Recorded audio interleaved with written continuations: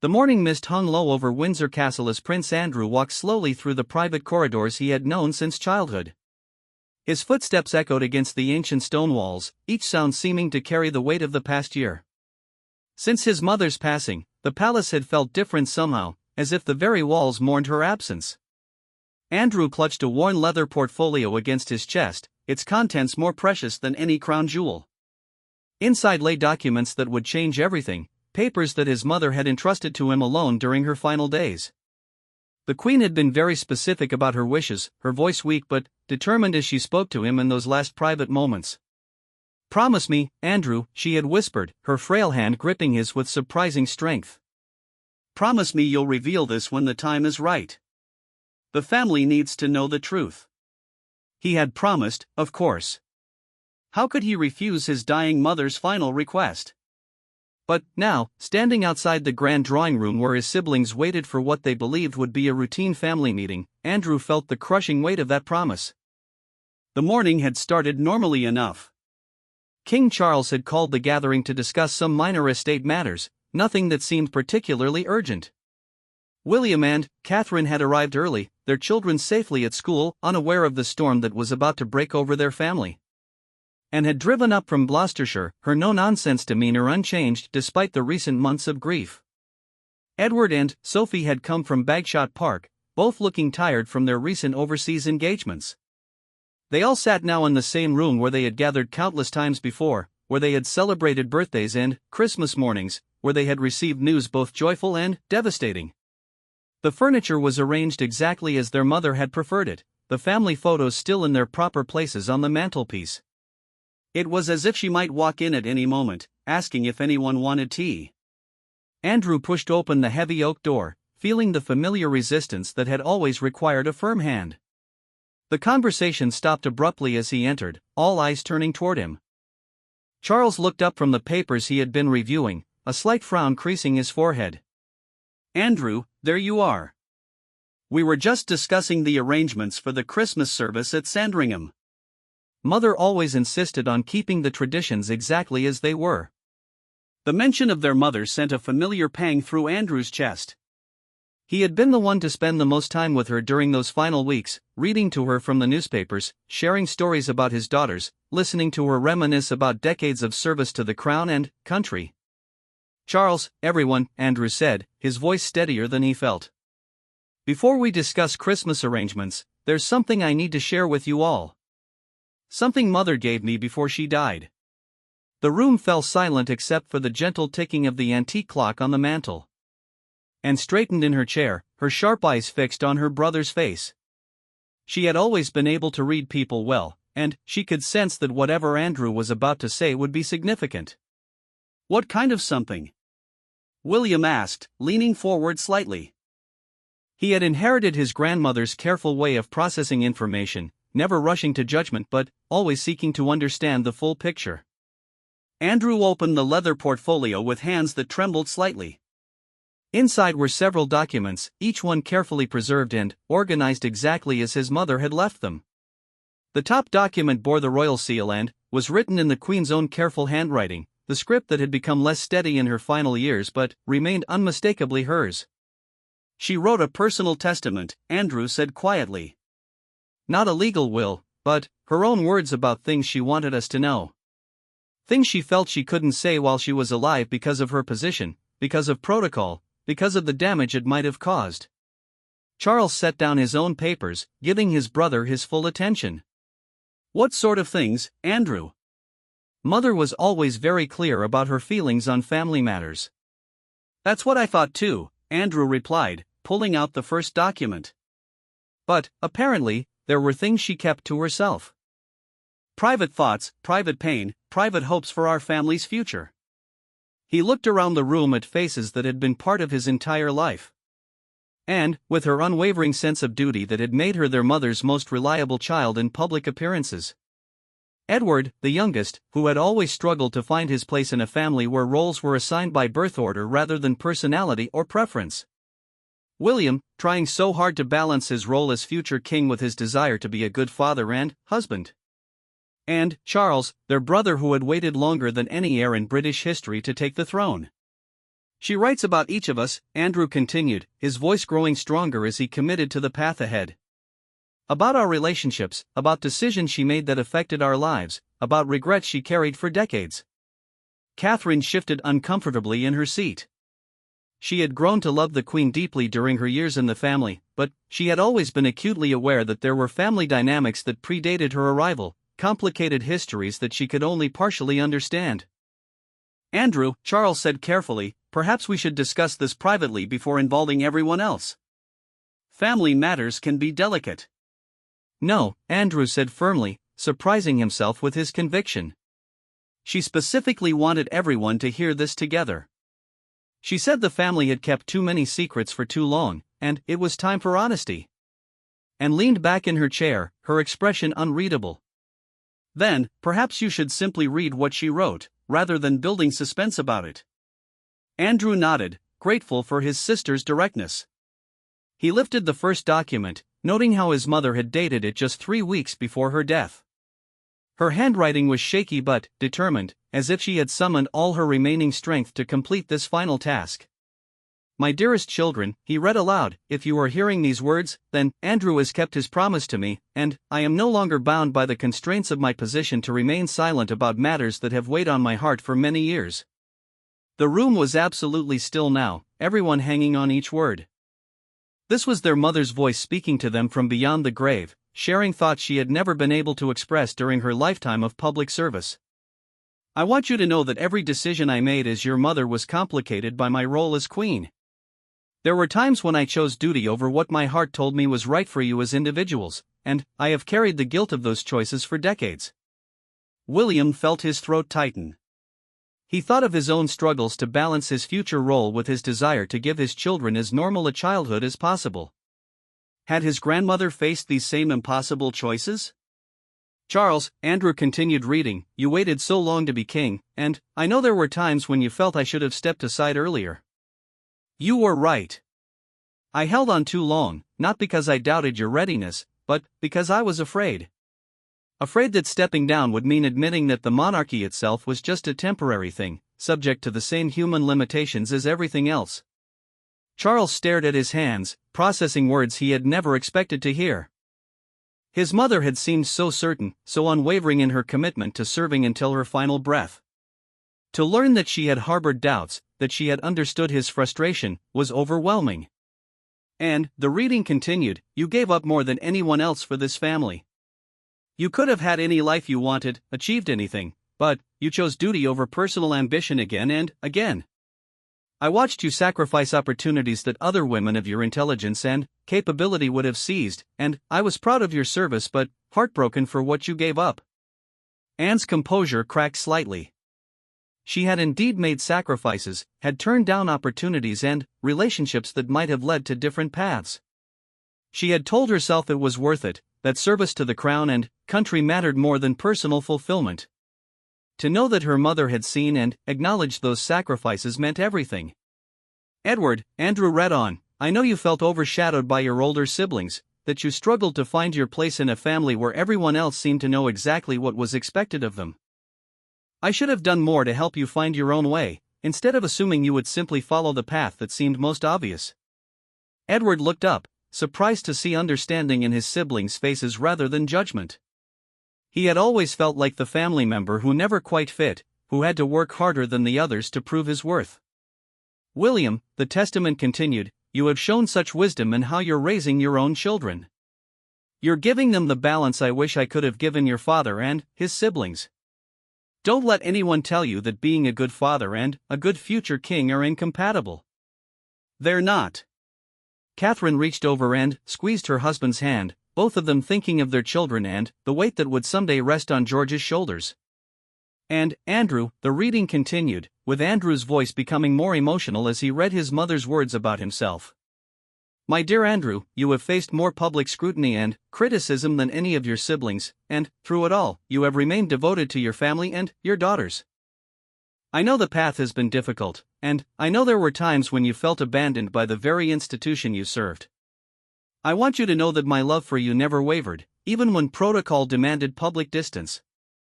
The words hung in the air like a blessing and a revelation. Andrew had to stop reading for a moment, overwhelmed by hearing his mother's private thoughts about the struggles he had faced. "But there is more," he said finally, looking up at his family. "This is only the beginning of what she wrote. There are things about our childhood, about decisions she made that affected all our lives, about family history that she kept hidden even from us." Charles stood and walked to the window, looking out at the gardens their mother had loved. "Andrew, are you certain she wanted all of this shared? Some family matters are private for good reasons." "She was very specific," Andrew replied. "She said the family needed to understand each other better, needed to stop carrying around old hurts and misunderstandings. She believed that honesty, even painful honesty, was the only way to move forward. And spoke up, her voice characteristically direct. Then, we should hear all of it. Mother was many things, but she was never frivolous. If she believed this was important enough to write down and ask you to share, then we owe it to her memory to listen." William nodded his agreement. "What else did she write, Uncle Andrew?" Andrew turned to the next page, his hands steadier now. "She writes about our father, about their marriage, about decisions she made regarding all of us that she never explained at the time." "What kind of decisions?" Edward asked quietly. "She talks about why she sent Charles to Gordonstown instead of Eton, why she allowed him to refuse certain royal protocols, why she supported Edward in his early career choices even when others in the family disapproved. She explains reasoning behind decisions that we've all wondered about for years." The revelation that their mother had been more aware of family dynamics and more thoughtful about her choices than they had realized was both comforting and unsettling. It suggested that many of the things they had attributed to royal protocol or tradition had actually been conscious decisions based on her understanding of each of her children as individuals. "She also writes about regrets," Andrew continued. "Things she wishes she had done differently, opportunities she missed to be more present in our lives, moments when she chose the crown over the family and later questioned whether it was the right choice." The room fell silent again as everyone processed this information. Their mother had always seemed so certain, so confident in her decisions. To learn that she had harbored doubts and regrets made her seem more human, more relatable, but also more tragic.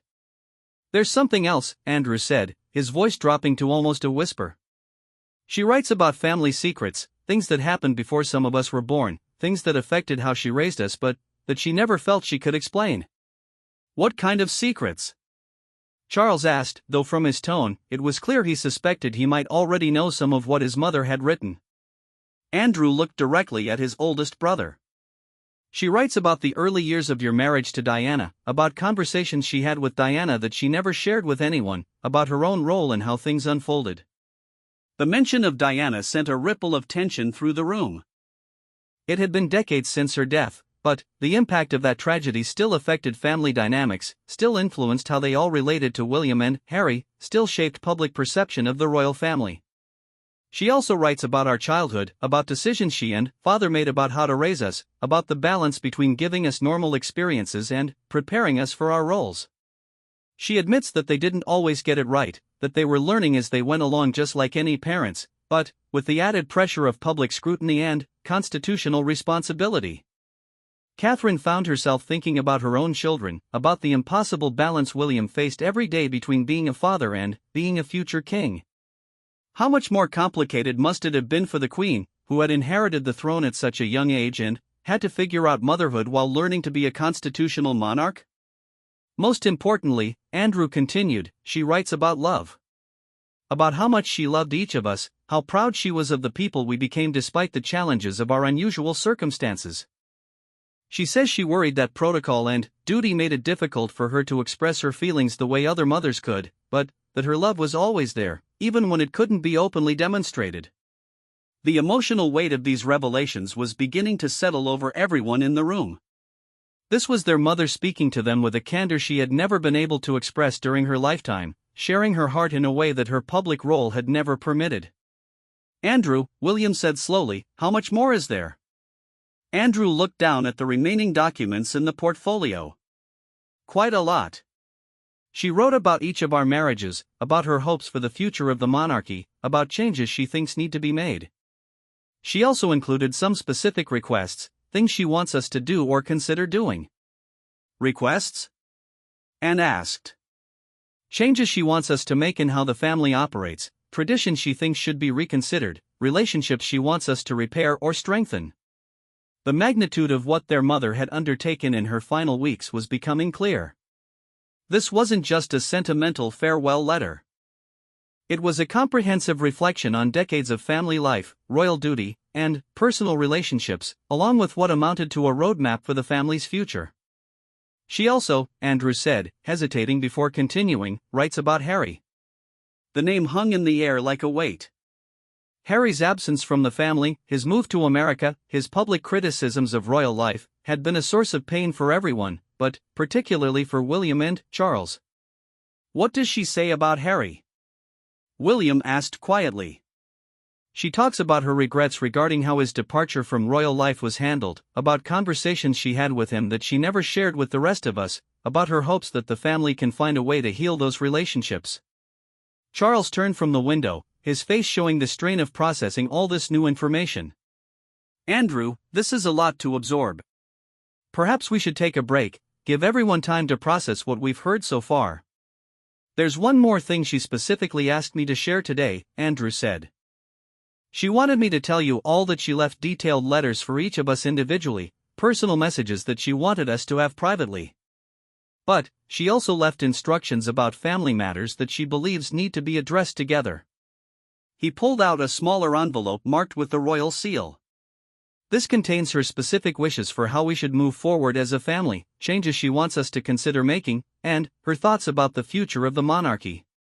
And stood and walked to where Andrew was sitting. May I see the original document? I'd like to confirm that this is indeed Mother's handwriting and that these are her actual words. Andrew handed over the testament, watching as Anne examined it carefully. Her expression softened as she recognized their mother's distinctive script, the careful formation of letters that had characterized the Queen's handwriting for decades. This is definitely her writing, and confirmed. And the seal appears authentic. These are Mother's words. The confirmation seemed to settle something in the room. Whatever they were about to learn, however difficult or surprising it might be, they could trust that these were indeed their mother's final thoughts to her family. Then, we should hear all of it, Charles said, returning to his seat. If Mother took the time to write all this down, if she specifically asked Andrew to share it with all of us, then we owe it to her memory and to each other to listen to what she had to say.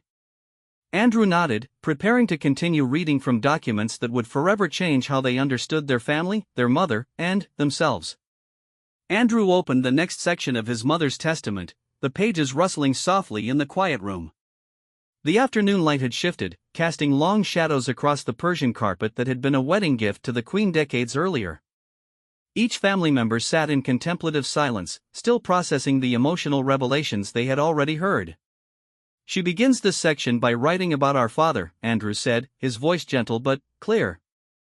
She says there are things about their marriage that she never felt comfortable discussing while he was alive, but that she wants us to understand now. The mention of Prince Philip brought a mixture of sadness and curiosity to their faces. Their father had died just over a year before their mother, and his absence still felt profound. He had been such a force in their family, sometimes difficult but always deeply devoted to the Queen and to his role supporting her reign. Your father, Andrew read, was a much more complex man than the public ever knew, and even than you children fully understood. When we married, I was young and inexperienced, thrust into a role I had never expected to inherit. Philip had to give up his promising naval career, his independence, his dreams of making his own mark on the world. The sacrifice he made was enormous, and I'm not sure I truly appreciated it at the time. Charles leaned forward, remembering his father's stories about his naval service, the way his eyes would light up when he talked about his time at sea. Philip had rarely spoken about what he had given up when he married the future queen, but it must have been difficult for a man of his ambition and capability to step back into a supporting role. He struggled with the constraints of royal life more than any of you knew, the testament continued. There were times when he felt trapped, when he questioned whether he had made the right choice in marrying me. We had arguments that would have shocked people who saw only our public appearances together. But, underneath all the frustration and difficulty, there was a deep love and respect that sustained us through 73 years of marriage. And wiped away a tear, thinking of her father's gruff exterior that had hidden such a tender heart. She had inherited his no-nonsense approach to life, but she had also seen glimpses of the vulnerability he rarely showed others. Philip was particularly frustrated by how our roles as parents were affected by constitutional requirements. Andrew continued reading. He wanted to be more involved in your upbringing, wanted to make more decisions about your education and activities. But protocol often dictated that my wishes, as the sovereign, took precedence. This caused tension between us, especially when it came to Charles's schooling. Charles looked up sharply.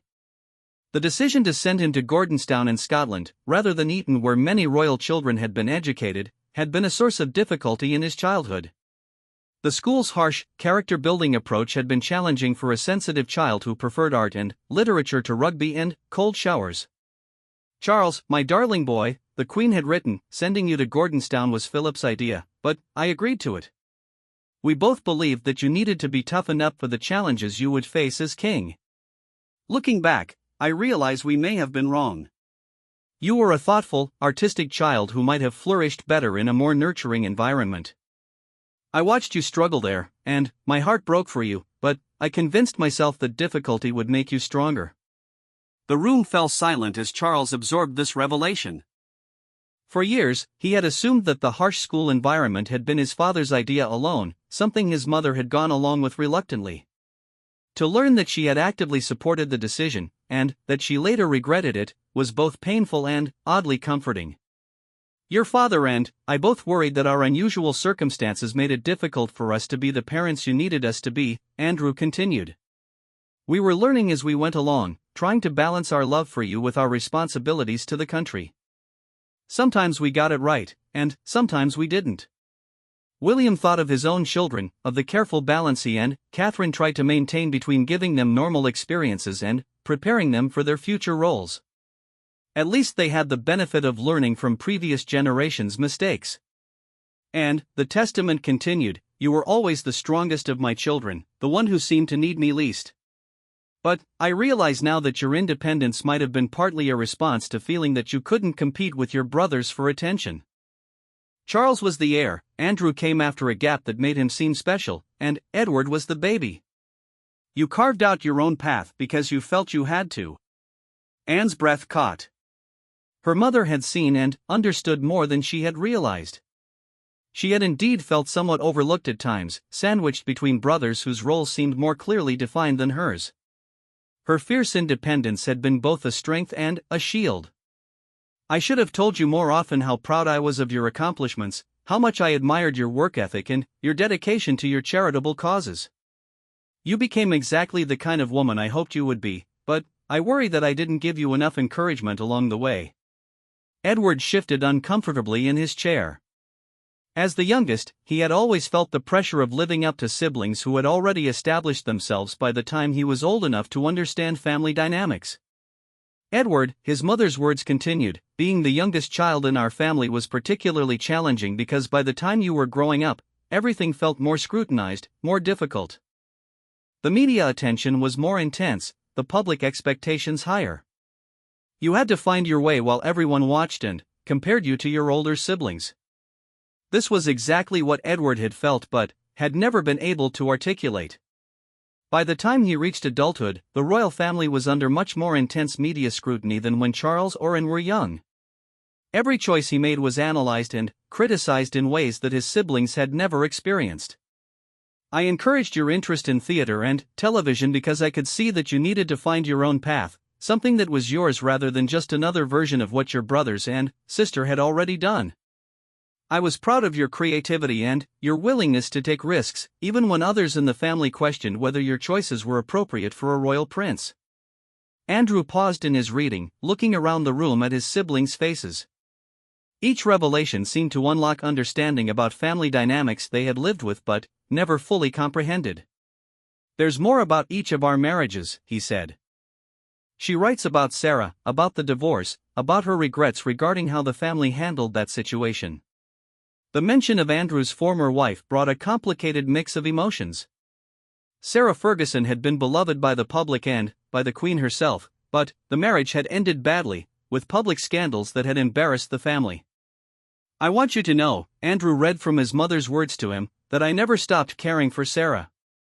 She brought joy and energy into our family at a time when we needed it. The problems in your marriage were not entirely her fault, and the way the family distanced itself from her after the divorce was wrong. I should have done more to support her, and I should have made it clear that she would always be welcome as the mother of my granddaughters. Andrew's eyes filled with tears. The breakdown of his marriage and the subsequent estrangement from Sarah had been one of the most painful experiences of his life. To know that his mother had understood and regretted how it was handled meant more than he could express. She also writes extensively about Diana, Andrew said quietly, glancing at William. About conversations they had, about the family's response to the marriage difficulties, about regrets she carried regarding how everything unfolded. William tensed, as he always did when his mother's name came up in family discussions. The pain of losing her so young, combined with the complicated legacy of her relationship with the royal family, still affected him deeply. Diana was younger than I realized when she married Charles, Andrew read. Not just in years, but in experience with the kind of life she was entering. I thought she would adapt as I had, as most royal wives had before her.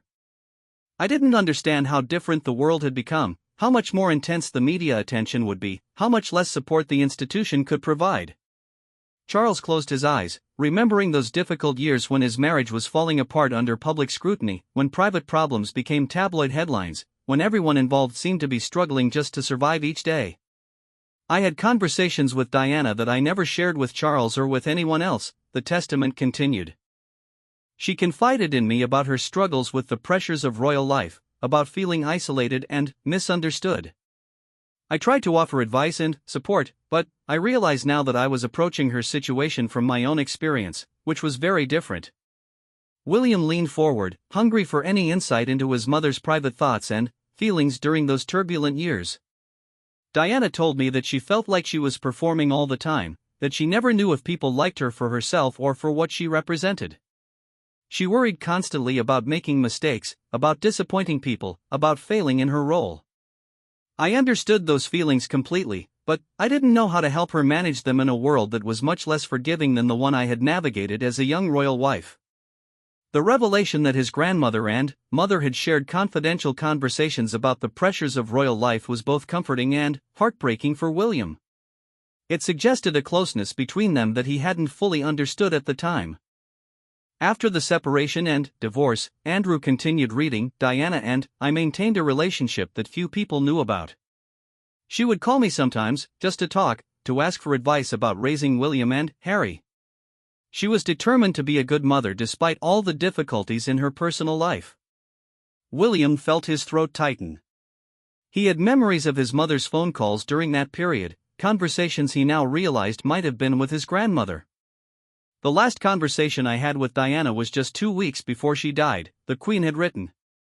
She called to tell me about her plans for the future, about her hope that she could find happiness and stability. She was excited about possibilities in her life, optimistic in a way I hadn't heard from her in years. Her death was not just a tragedy for your family and for the country, but a personal loss that I grieved deeply. The room was silent except for the sound of Andrew's quiet breathing as he paused in his reading. These revelations about Diana were unlike anything the family had heard before, intimate details about relationships and conversations that had remained private for decades. She also writes about the public response to Diana's death, Andrew said. About the criticism the family faced, about decisions that were made during that week, about regrets she carried about how the royal family's response was perceived. Charles remembered that terrible week when the family had tried to balance private grief with public expectations, when criticism mounted about the royal family's initial response to Diana's death, when everything they did seemed to be judged harshly by a mourning public. I underestimated how much the public loved Diana and how angry they would be with us, the testament continued. I thought we were protecting William and Harry by maintaining normal routines, by trying to shield them from the chaos and emotion. I didn't realize that the public saw our restraint as coldness, our privacy as indifference. William nodded slightly. He remembered the confusion of that time, the way his grandmother had tried to maintain stability for him and Harry even as the world seemed to be falling apart around them. The decision to have the boys walk behind the coffin was one of the most difficult I ever had to make, his grandmother's words continued. Philip was strongly opposed, worried about the psychological impact on children who had already suffered such a traumatic loss. But the public expected it, and I felt we had no choice. I have questioned that decision every day since. This revelation hit William particularly hard. He had always assumed that the decision for him and Harry to walk behind their mother's coffin had been automatic, a matter of protocol rather than a difficult choice made by adults who were trying to balance competing considerations.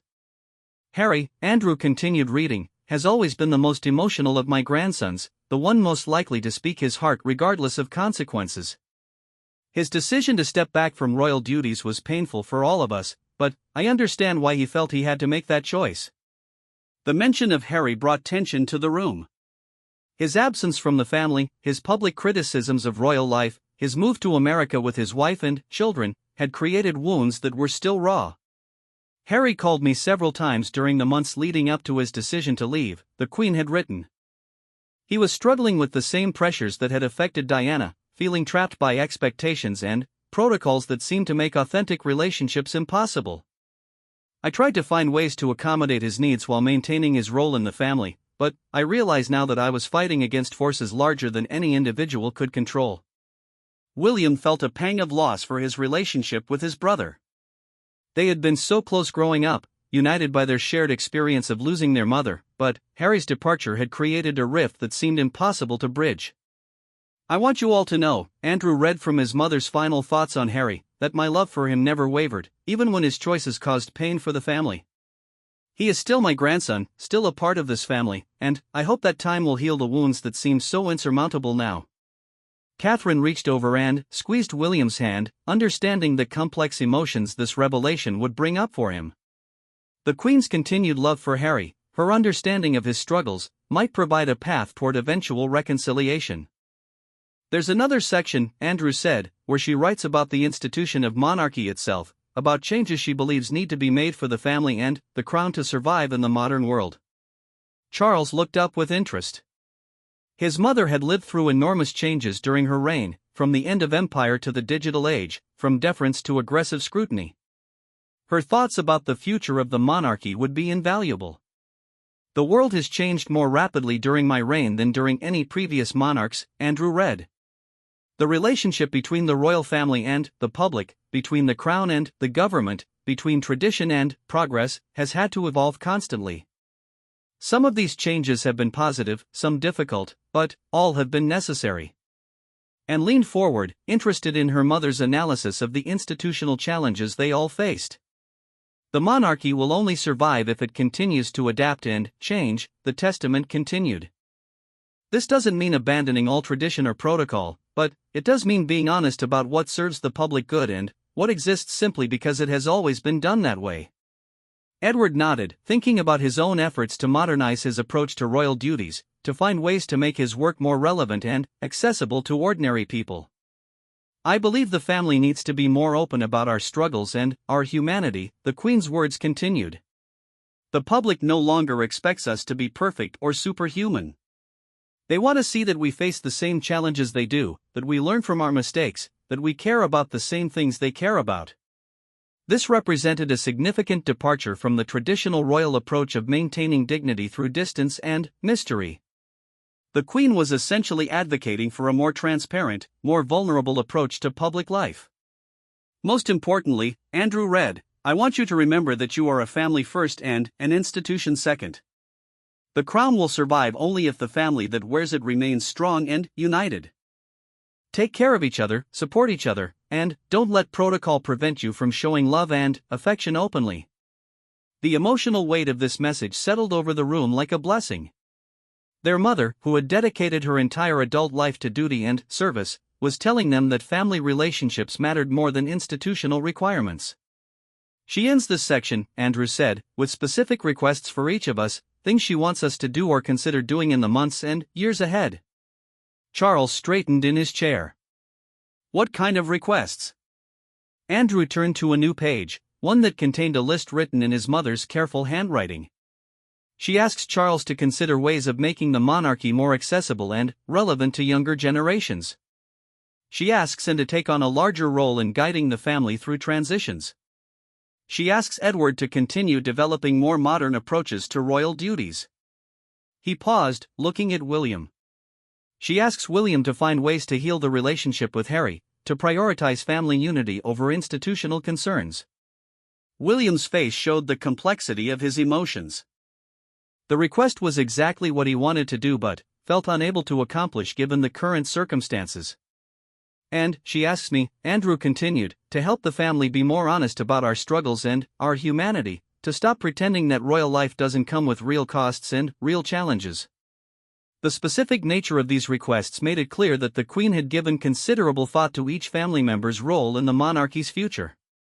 These weren't general platitudes but targeted guidance based on her understanding of each person's strengths and circumstances. "There's one more section," Andrew said quietly. Her thoughts about what she hopes for the future, for all of us and for the institutions we serve. The afternoon was growing late, and the emotional intensity of the revelations was taking its toll on everyone in the room. But they had come this far in hearing their mother's final thoughts, and none of them wanted to stop before learning everything she had wanted to share. Andrew turned to the final pages of the testament, feeling the weight of his promise to his dying mother that he would share all of her thoughts with the family, no matter how difficult or surprising they might be. The late afternoon sun cast a golden glow through the tall windows as Andrew turned to what his mother had titled, "My Hopes for Tomorrow." The family had been sitting together for hours now, absorbing revelations that had fundamentally changed their understanding of their relationships with each other and with the woman who had shaped their lives more than they had ever realized. "Before I share her hopes for the future," Andrew said, "she includes what she calls the hardest truths, things she felt compelled to tell us but knew would be difficult to hear." Charles shifted in his chair, bracing himself for whatever was coming next. The afternoon had already brought so many surprises that he felt emotionally exhausted, but also strangely relieved. Years of unspoken tensions and unasked questions were finally being addressed. "She writes about the cost of royal life on all of us," Andrew continued, his voice steady but gentle. "About the ways that duty and protocol have damaged relationships, created barriers between us, and prevented us from being the family we could have been." And leaned forward slightly. She had always been the most pragmatic member of the family, the one most willing to face difficult truths head-on. "What does she say specifically?" Andrew found the section and began reading. "Living in the public eye has made us all more guarded than we needed to be, even with each other. We learned to speak carefully, to consider how our words might be interpreted or repeated, to maintain dignity even in private moments when spontaneity and vulnerability would have been healthier." William nodded, thinking of how even family gatherings often felt somewhat formal, how natural expressions of affection or disagreement had to be modulated through an awareness of their public roles. "This guardedness," the Queen's testament continued, "has prevented us from addressing conflicts directly, from expressing hurt feelings openly, from offering comfort and support in the immediate, uncomplicated way that other families can. We have been too polite with each other, too careful, too concerned with maintaining appearances even when we were alone." Catherine found herself thinking about the adjustment she had gone through when she married into the family, learning to navigate conversations that had multiple layers of meaning, where directness was often seen as inappropriate even when it would have been more helpful than diplomatic silence. "The result," Andrew continued reading, "has been a family that loves each other deeply but struggles to show that love clearly. We have carried hurt feelings and misunderstandings for years instead of addressing them immediately. We have made assumptions about each other's motivations instead of simply asking for clarification." Edward looked around the room at his siblings, recognizing the truth in their mother's observation. How many times had they all left family gatherings feeling frustrated or misunderstood but unable to address the problems directly? "I take responsibility for this," the testament continued. "As the head of the family and, as someone who lived her entire adult life in the public eye, I set the tone for how we interacted with each other. I prioritized discretion and dignity over openness and authenticity, even in private family relationships." Charles felt a wave of recognition and sadness. His mother was acknowledging something he had felt but never been able to articulate, the way their public roles had infiltrated their private relationships, making even family interactions feel somewhat performative. "She talks specifically about our childhood," Andrew said, turning to a new section. "About decisions she and father made that affected how we related to each other." The mention of their childhood brought a mixture of nostalgia and complexity. They had grown up in extraordinary circumstances, with privileges and pressures that few people could understand. Your childhoods were unlike those of any other children in the country, Andrew read. Not just because of the public attention and the constitutional significance of your future roles, but because Philip and I were learning to be parents while managing responsibilities that often took precedence over family life. And thought of the long periods when their parents were away on overseas tours, the way state business often interrupted family time, the careful scheduling required for any spontaneous family activity. We relied too heavily on nannies and staff, not because we didn't want to raise you ourselves, but because we genuinely believed that consistency of care was more important than the particular person providing it. We didn't realize that children need the unique bond that comes from being cared for by their own parents, regardless of how capable and loving other caregivers might be. William felt a pang of understanding mixed with sadness. His grandmother was expressing regrets that he could relate to as a parent himself, the constant balancing act between duty and family, between public service and private relationships. Charles, the testament continued with specific observations about the eldest child. You suffered most from our lack of availability because you were the most sensitive of our children and the one who needed the most reassurance and emotional support. We mistook your thoughtfulness for resilience and assumed you would adapt to our absences more easily than you actually did. Charles closed his eyes, remembering the loneliness of certain periods in his childhood, the way he had learned to retreat into books and art when the people he needed most were occupied with duties that seemed more important than his immediate emotional needs. And you adapted by becoming fiercely independent, which we encouraged because it seemed like a strength. But I realize now that your independence might have been partly a defense against feeling that you couldn't count on us to be consistently available when you needed us. Anne's expression didn't change, but something in her posture suggested that this observation had hit close to home. She had indeed learned early to rely on herself rather than expecting others to be available when she needed them. Andrew and Edward, you were born into a family that had already established patterns of formality and distance. By the time you came along, we had learned to be more present physically, but we hadn't learned to be more emotionally available. Andrew felt the truth of this observation. Despite being born later, when their parents were more experienced and, theoretically more settled, he and Edward had still grown up in an environment where emotional expression was carefully controlled. She writes about the impact this had on our relationships with each other, Andrew continued. About how we learned to compete for attention and approval rather than supporting each other naturally. This was perhaps the most painful observation of all. Instead of being natural allies who faced the challenges of royal life together, they had often felt like competitors, each trying to prove their worth and secure their place in the family hierarchy. The structure of our family, with clear lines of succession and defined roles for each of you, created artificial divisions, Andrew read.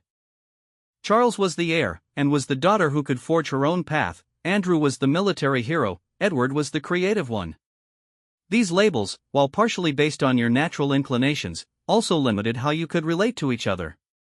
William thought about his own children and the care he and Catherine took to avoid creating similar artificial divisions between George, Charlotte, and Louis. They wanted their children to support each other rather than compete for parental attention or approval. But she also writes about the strengths that came from our unusual upbringing, Andrew said, his voice becoming more hopeful. About qualities we developed that have served us well as adults. Charles looked up, interested in this more positive perspective on their family dynamics. All of you learned early to think beyond your own immediate wants and needs, to consider how your actions might affect others, to take responsibilities seriously, Andrew read. These are valuable qualities that not all children develop, and they have made you thoughtful, conscientious adults.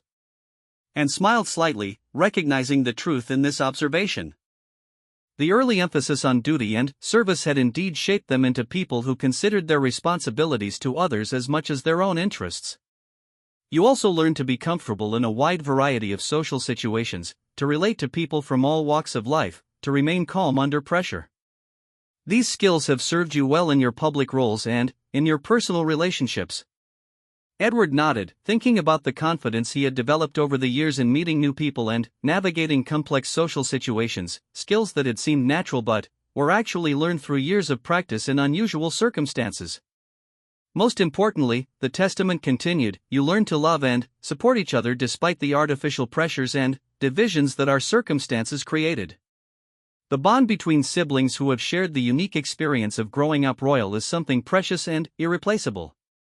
Andrew paused in his reading, looking around at his siblings and feeling the truth of their mother's words. Despite all the complications and difficulties, there was indeed something special about their shared experience, something that had created a deep bond even when surface relationships were strained. Now she moves to her specific hopes for each of our futures, Andrew said, turning to a new section of the testament.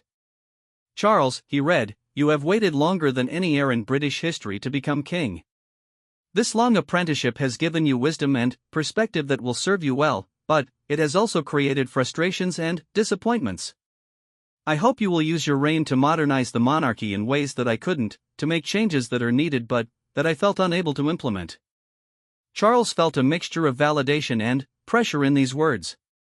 His mother was essentially giving him permission to make the changes he had long believed were necessary, but she was also placing the responsibility for the monarchy's future evolution squarely on his shoulders. Don't feel bound by all the traditions and protocols that governed my reign, the testament continued. Some of them served their purpose but are no longer necessary. Trust your instincts about what the monarchy needs to become in order to remain relevant and valued. This was perhaps the most liberating thing his mother could have said. Charles had spent decades developing ideas about how the monarchy could better serve the modern world, but he had always felt constrained by respect for the way his mother had chosen to reign. And Andrew continued reading, I hope you will consider taking on a more prominent role in guiding the family through transitions and changes. Your judgment is excellent, your understanding of constitutional issues is sophisticated, and your ability to speak truth regardless of whether it's comfortable makes you uniquely qualified to help the family navigate difficult decisions. Anne looked surprised. She had always seen herself as the family member who carried out her duties efficiently but stayed out of major family decisions. Her mother was suggesting a much more central role in the monarchy's future. The family will need your honesty and your practical perspective as they adapt to new circumstances. Don't hesitate to speak up when you see problems or opportunities that others might miss. Edward, the reading continued, your creativity and your willingness to experiment with new approaches to royal duties make you perfectly positioned to help connect the monarchy with younger generations. Continue developing innovative ways to make royal work more accessible and relevant. Edward felt a surge of confidence. His early career in television and theater, which had sometimes been criticized as inappropriate for a royal prince, was now being validated by his mother as valuable preparation for his future role. Don't let anyone tell you that tradition and innovation are incompatible. The monarchy has always evolved, and your generation will need to evolve it further.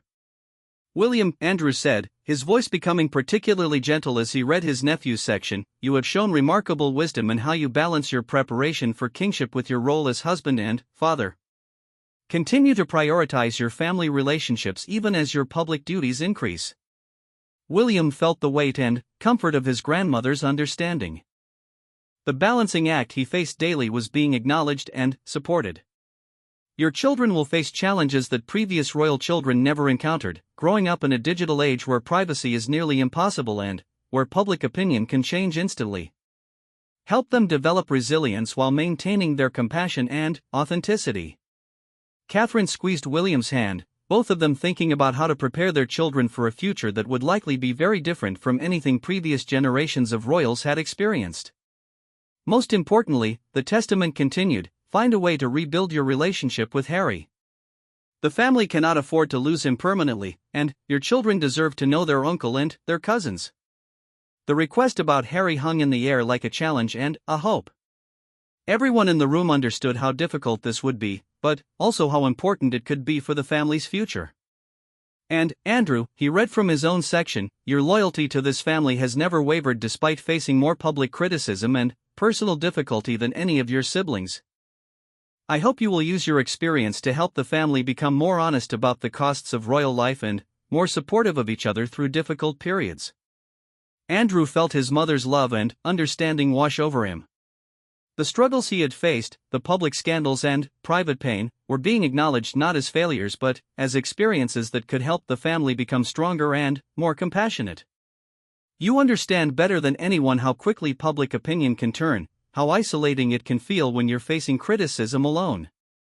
Help your family remember that they need to support each other, especially during difficult times, not distance themselves to protect their own reputations.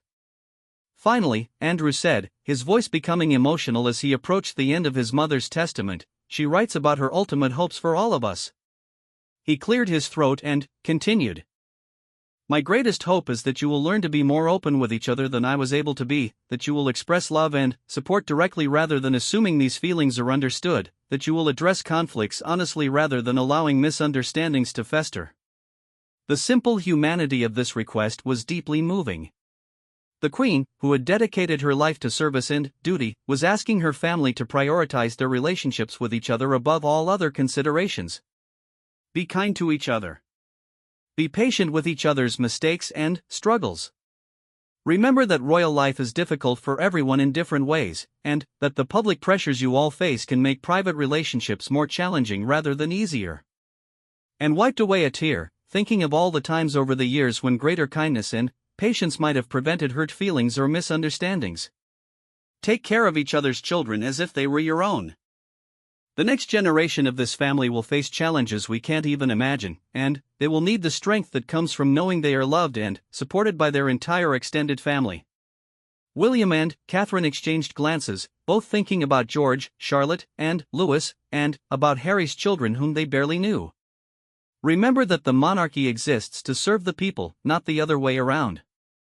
Never let institutional requirements become more important than human relationships and human welfare. Charles nodded, recognizing this as the fundamental principle that should guide all their decisions about the future of the royal family. Most of all, Andrew read, approaching the very end of his mother's final message to her family, remember that you are my beloved children and grandchildren first, and public figures second. I love you all deeply and unconditionally, and I hope that love will sustain and guide you through whatever challenges lie ahead. The testament ended with the Queen's signature and the date, just 2 weeks before her death. Andrew closed the leather portfolio, feeling both emotionally drained and strangely hopeful. His mother's final gift to her family had been complete honesty, painful truths balanced with deep love, and clear guidance for their future together. The room was silent for several long minutes as everyone absorbed the magnitude of what they had heard. Their understanding of their mother, of their family, and of themselves had been fundamentally changed by her words. More importantly, they had been given a roadmap for healing old wounds and building stronger relationships with each other. The Queen's last testament had indeed created an uproar in the palace, but it was the kind of upheaval that could lead to genuine healing and positive change. Her final act as matriarch of the family had been to give them the tools they needed to love and support each other more effectively than they ever had before.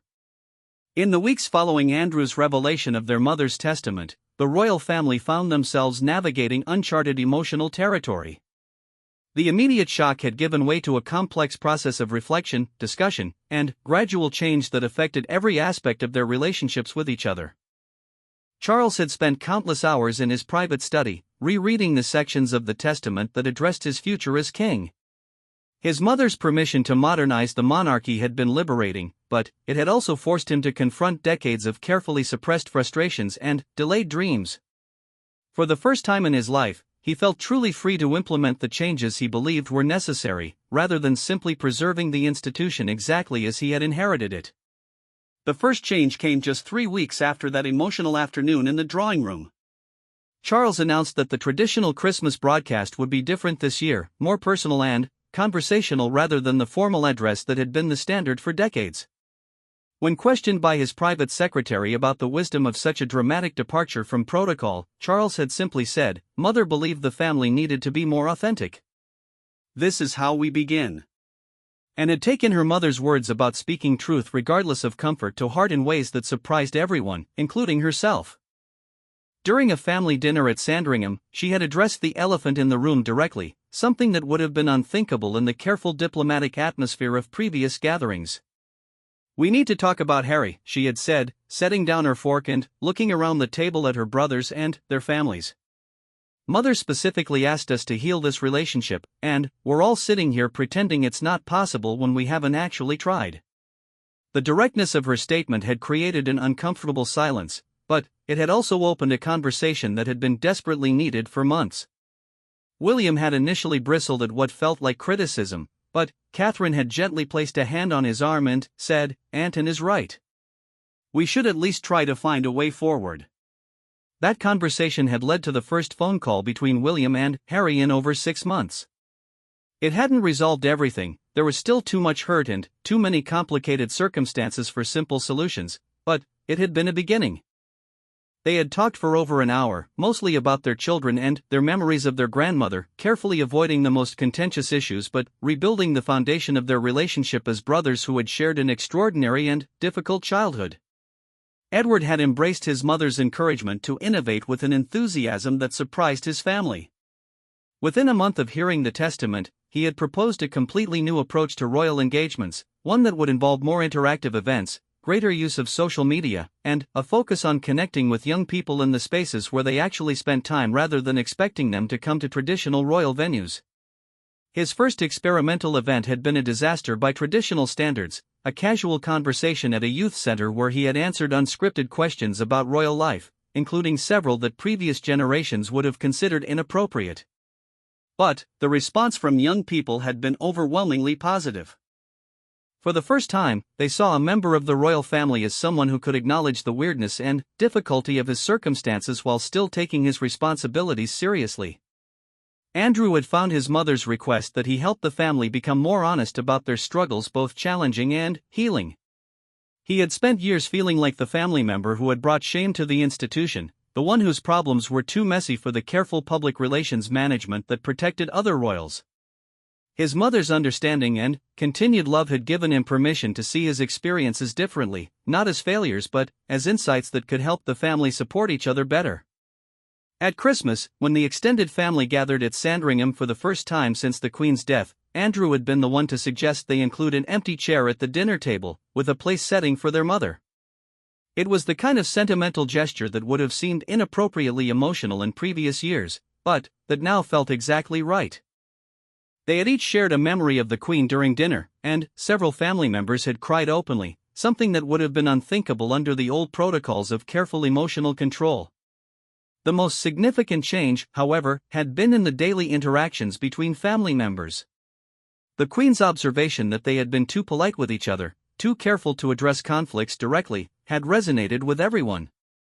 Catherine had been the first to test the new approach, calling in directly when she felt hurt by a comment made during a public engagement, rather than letting the misunderstanding fester as she might have done previously.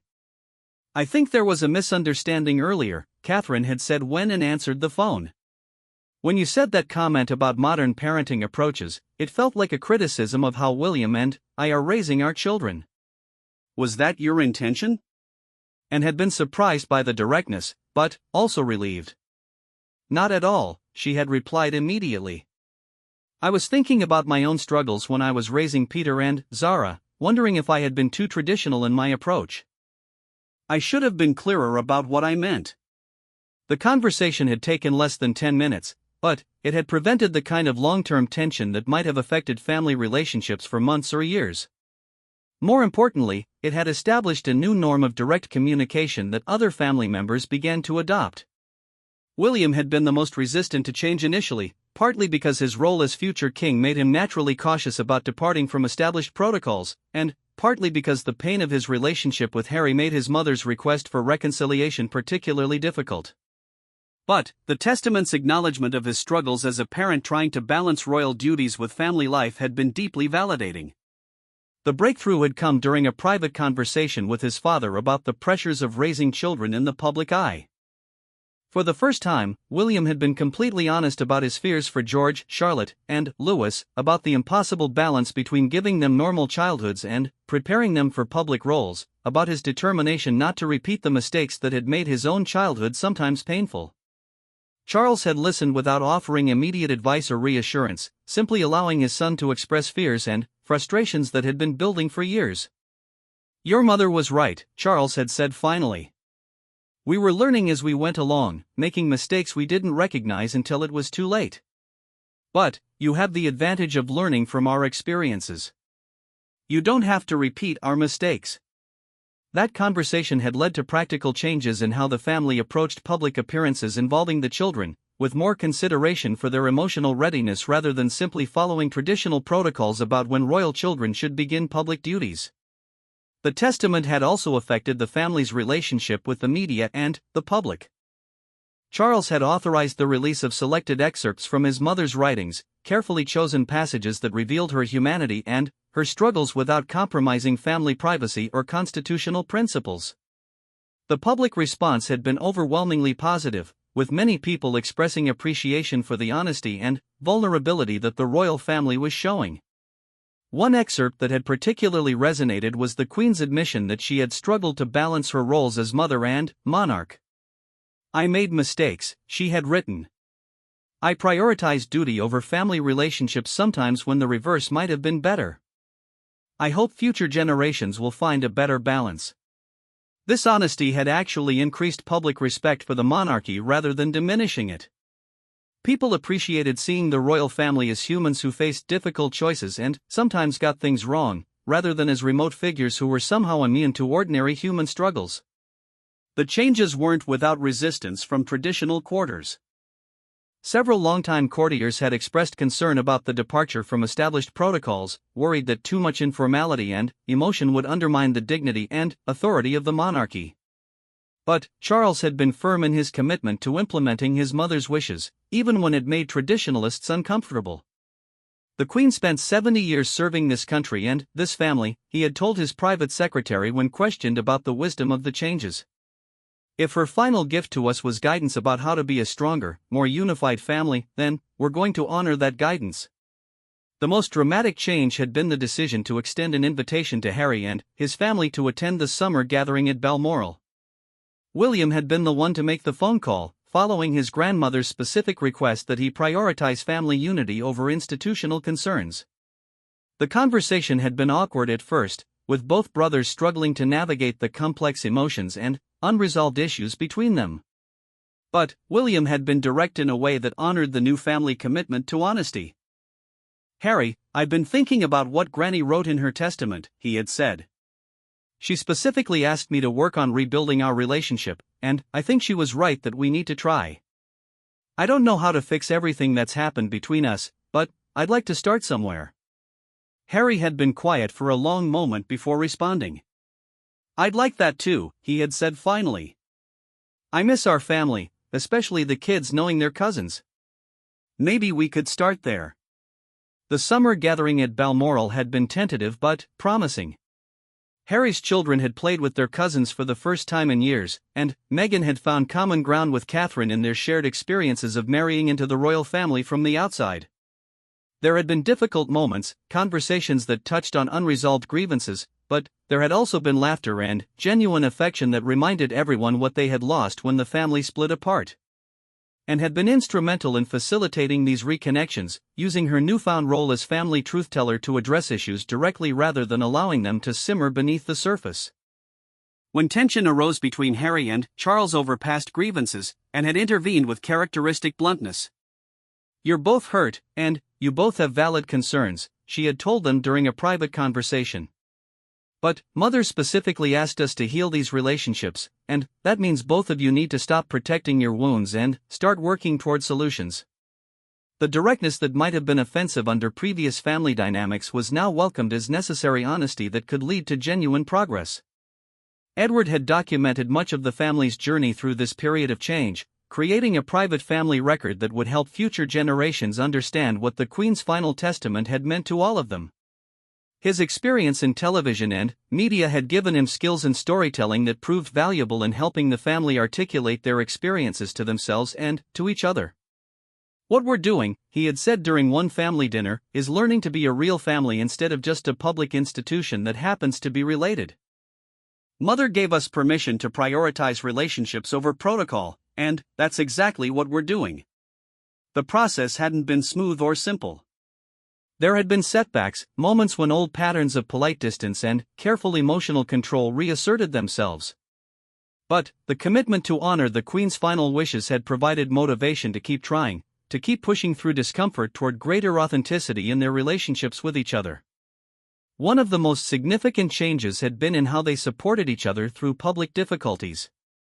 When Andrew faced renewed criticism in the media about past controversies, instead of maintaining diplomatic distance to protect their own reputations, the family had openly supported him. Charles had made a public statement acknowledging that all family members deserved compassion and support during difficult periods, regardless of past mistakes. This united front had actually strengthened public respect for the royal family rather than weakening it. People appreciated seeing them act like a real family that stood by each other through difficult times, rather than like an institution that discarded members who became inconvenient. The Queen's testament had also influenced how they approached their public duties. Her call for greater honesty about the costs of royal life had led to more open discussions about mental health, about the challenges of living in the public eye, about the importance of seeking help when needed. These conversations had made the royal family more relatable and had reduced the isolation that had contributed to previous family difficulties. As the first anniversary of the Queen's death approached, the family decided to mark the occasion by creating a permanent memorial to her final gift to them. They established a family foundation focused on supporting families through transitions and difficulties, inspired by their mother's understanding of how challenging it could be to maintain loving relationships under extraordinary pressure. The Foundation's mission statement, written collaboratively by all the siblings, reflected the lessons they had learned from the Testament. Strong families are the foundation of a healthy society. All families face challenges and transitions that can strain relationships and test love. Our goal is to provide resources and support that help families communicate more effectively, resolve conflicts constructively, and maintain connections even during difficult periods. Andrew had been particularly involved in developing programs for families dealing with public scrutiny or media attention, drawing on his own experiences to help others navigate similar challenges. The work had been healing for him, allowing him to transform his painful experiences into something that could help others. Charles had used his first year as king to implement many of the changes his mother had encouraged, modernizing protocols while maintaining the essential dignity and service orientation of the monarchy. His Christmas broadcast had been notably personal, including references to family struggles and the importance of forgiveness and second chances. The royal family's transformation hadn't gone unnoticed by the public or the media.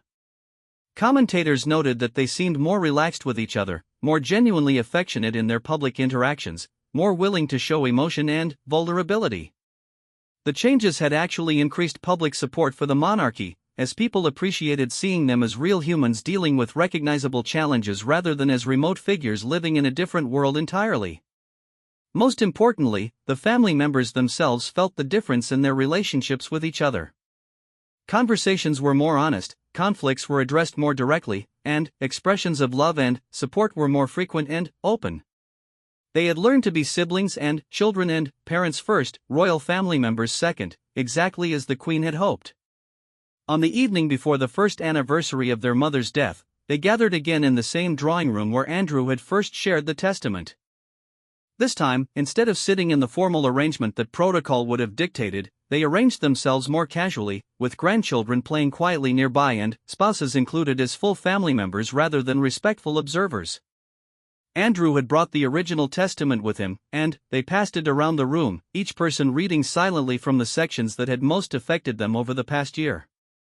The document that had initially created such upheaval had become a treasured family heirloom, a reminder of their mother's love and her hopes for their future together. "I think she would be proud of how we've tried to honor her wishes," William said as the testament made its way back to Andrew. "It hasn't been easy, but I think we're becoming the family she wanted us to be." Charles nodded, looking around at faces that showed the contentment that came from honest relationships and mutual support. "She gave us the most valuable gift possible," he said. "She showed us how to love each other better." The Queen's final testament had indeed created an uproar in the palace, but it had been the kind of disruption that led to healing rather than destruction. Her last act as head of the family had been to give them the courage and the permission to become more fully human, more genuinely connected, and ultimately stronger both as individuals and as an institution. As they prepared to face whatever challenges the future might bring, They did so with the confidence that came from knowing they could count on each other's love and support, exactly as their mother had hoped when she wrote her final words to the family she had loved so deeply and served so faithfully throughout her remarkable life.